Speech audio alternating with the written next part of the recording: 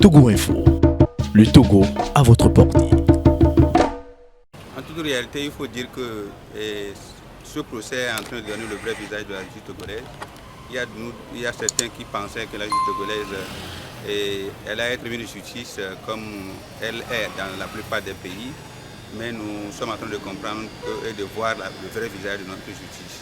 Certes, il y a des gens qui sont courageux au sein du corps de la magistrature, mais il reste encore beaucoup de choses à améliorer au sein de la justice. Si aujourd'hui des gens font des allégations sur les cas de corruption, et au lieu que la justice puisse participer à la lutte contre la corruption, elle est en train de légiférer, de légaliser la corruption étant donné comme étant une règle standard et qu'il faut ériger en règle d'or. Nous pensons que c'est dommage pour notre pays. Et nous voulons interpeller le chef de l'État, puisque selon la dernière réforme, c'est lui qui est le président de la magistrature, du conseil de la magistrature. Et donc il doit savoir qu'aujourd'hui, les membres du conseil de la magistrature et bien de la magistrature sont en train de donner notre visage à la lutte contre la corruption. Et ça veut dire que la policière ne devait plus avoir lieu. On ne peut pas avoir une institution nationale qui lutte contre la corruption. Et la justice qui devait aider cette institution-là est en train de prendre parti et en soutenant la corruption. Ça veut dire que la policière ne devait plus avoir lieu. Et le chef de l'État doit comprendre qu'il a échoué sur le terrain de la lutte contre la corruption.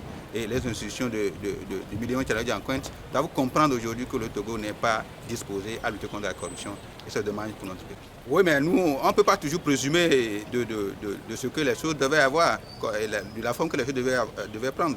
Mais nous devons toujours présumer de la bonne foi des juges. Mais nous sommes en train de nous rendre compte qu'il n'y a plus question de présumer de la bonne foi d'un juge. C'est vrai, il y a d'autres qui sont courageux, mais il y a d'autres qui continuent toujours à faire ce que d'autres qui tapissent dans l'ombre leur disent de faire. Et c'est dommage.